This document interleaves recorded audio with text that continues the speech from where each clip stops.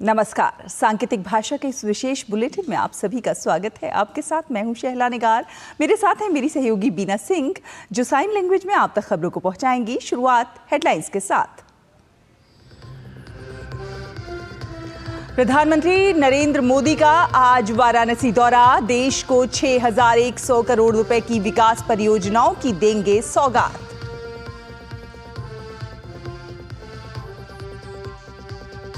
महाराष्ट्र और झारखंड चुनाव के लिए कांग्रेस की केंद्रीय चुनाव समिति की बैठक आज। झारखंड के लिए भाजपा ने जारी की 66 उम्मीदवारों की सूची।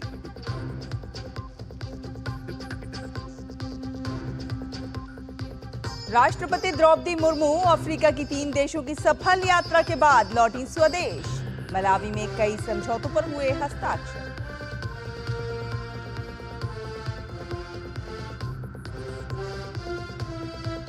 नेतन्याहू के निवास पर हमले के बाद इजराइल ने बेरूत और गाजा पर बरसाए बम। इजरायली पीएम ने कहा, मेरी हत्या का प्रयास हिजबुल्लाह की बड़ी गलती।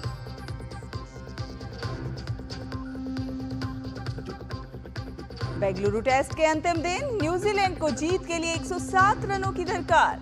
भारत को जीत के लिए चाहिए सभी 10 विकेट।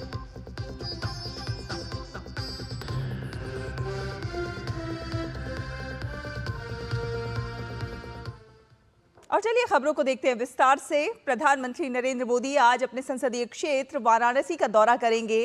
प्रधानमंत्री मोदी आज देश को 6100 करोड़ रुपए की विकास परियोजनाओं की सौगात देंगे।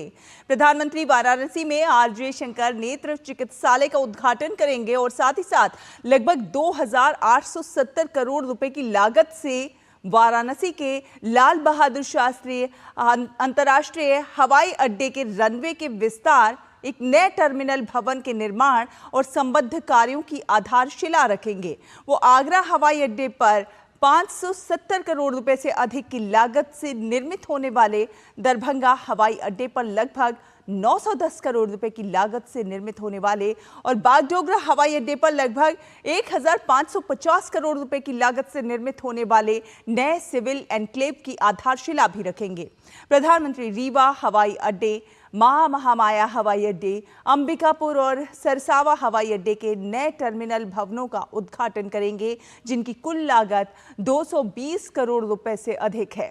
प्रधानमंत्री खेलो इंडिया योजना और स्मार्ट सिटी मिशन के तहत 210 करोड़ रुपए से अधिक की लागत से निर्मित वाराणसी स्पोर्ट्स कॉम्प्लेक्स के पुनर्विकास के चरण 2 और 3 का उद्घाटन करेंगे।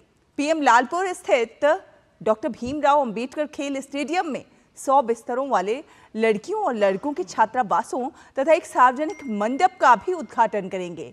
प्रधानमंत्री सारनाथ में बौद्ध धर्म से संबंधित क्षेत्रों के लिए पर्यटन विकास कार्यों का उद्घाटन करेंगे और बानासुर मंदिर और गुरुधाम मंदिर में पर्यटन विकास कार्यों, पार्कों की सौंदर्यीकरण और पुनर्विकास आदि जैसी कई अन्य पहलों का भी उद्घाटन करेंगे।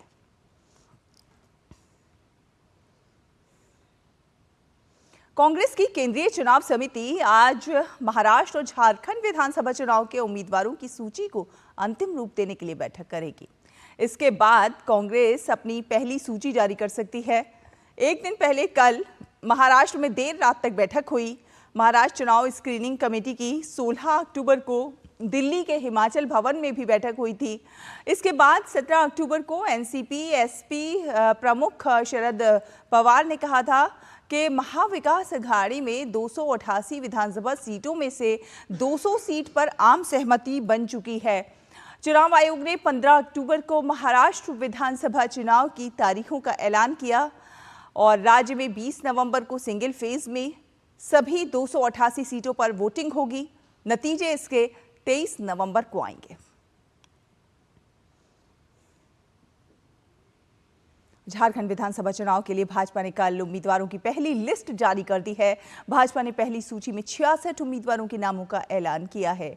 लिस्ट में बाबूलाल मरांडी, चंपई सोरेन, अमर बाउरी, सीता सोरेन, गीता कोड़ा और सुनील सोरेन का नाम अहम है। भाजपा ने बाबूलाल मरांडी को धनबाद विधानसभा सीट से प्रत्याशी बनाया है, जबकि चंपई सोरेन सरायकेला से चुनावी मैदान में उतारे गए हैं।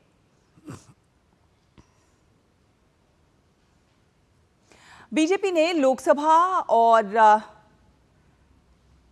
चलिए अगली खबर का रुख करते हैं। राष्ट्रपति द्रौपदी मुर्मू 3 अफ्रीकी देशों अल्जीरिया, मॉरिटानिया और मलावी की सफल आधिकारिक यात्रा के बाद देर रात भारत लौट आई हैं।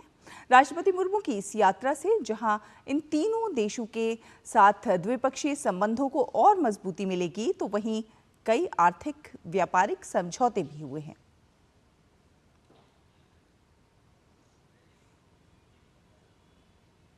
और बात करें देश की राजधानी दिल्ली की, तो यहां पर वायु प्रदूषण में लगातार बढ़ोतरी देखने को मिल रही है। राजधानी में AQI यानी कि एयर क्वालिटी इंडेक्स का हाल बेहाल है, तो वहीं यमुना नदी में पानी से ज्यादा झाग देखने को मिल रहे हैं। प्रदूषण का आलम तो ये है कि लोगों के लिए आंखों में जलन, गले में खराश, घुटन जैसी समस्याएं आम होने लगी हैं। दिल्ली और NCR के आसमान में कोहरे की परत छाई हुई है। और कुछ अंतर्राष्ट्रीय खबरों का रुख कर लेते हैं। इजराइल के प्रधानमंत्री बेंजामिन नेतन्याहू के निवास पर हमले के बाद इजराइल ने बेरूत और गाजा पर बम बरसाए हैं। इजराइल ने बेरूत के दक्षिणी शहरों में दहियाह पर कम से कम 10 हवाई हमले किए, जो हिजबुल्लाह के प्रमुख दफ्तरों का गढ़ है। हमले के बाद नागरिकों को वहां से निकलने की चेतावनी जारी की गई है। इससे पहले हिजबुल्लाह ने ड्रोन के जरिए इजरायली प्रधानमंत्री बेंजामिन नेतन्याहू को निशाना बनाने की कोशिश की थी।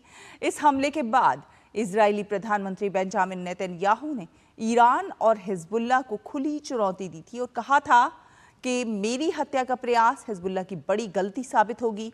साथ साथ उन्होंने कहा कि यह हमला उन्हें युद्ध जारी रखने से रोक नहीं पाएगा और जो कोई भी इजरायलियों को नुकसान पहुंचाएगा उसे भारी कीमत चुकानी पड़ेगी। और अब बात खेलों की। भारत और न्यूजीलैंड के बीच खेले जा रहे पहले टेस्ट मैच के 5वें दिन न्यूजीलैंड के सामने जीत के लिए 107 रनों का लक्ष्य चाहिए, तो वहीं भारत को न्यूजीलैंड के 10 विकेट की दरकार रहेगी। इससे पहले चौथे दिन का खेल समाप्त होने तक न्यूजीलैंड की टीम अपनी दूसरी पारी में खाता भी नहीं खोल पाई। दरअसल मैच शुरू होते ही बारिश की वजह से खेल रोकना पड़ा। न्यूजीलैंड को जीत के लिए 107 रन बनाने हैं। इससे पहले अपनी दूसरी पारी में भारतीय टीम ने शानदार प्रदर्शन करते हुए 462 रन बनाए। इस प्रकार भारत ने न्यूजीलैंड को जीत के लिए 107 रनों का लक्ष्य दिया है। भारत के लिए सरफराज खान और ऋषभ पंत ने चौथे विकेट के लिए 177 रन की शानदार साझेदारी की।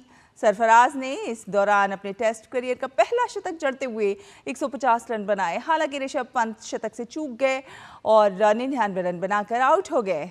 इसके अलावा यशस्वी जायसवाल 35 रन, रोहित शर्मा 52 रन, विराट कोहली ने 70 रन बनाए। न्यूजीलैंड की ओर से विलियम ओरुके ने 3 और मैट हेनरी ने 3, स्पिनर एजाज पटेल को 2, फिलिप और टिम साउदी को 1-1 विकेट मिला है।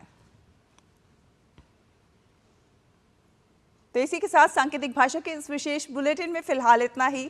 मुझे, बीना को और हमारी पूरी टीम को दीजिए अनुमति। नमस्कार।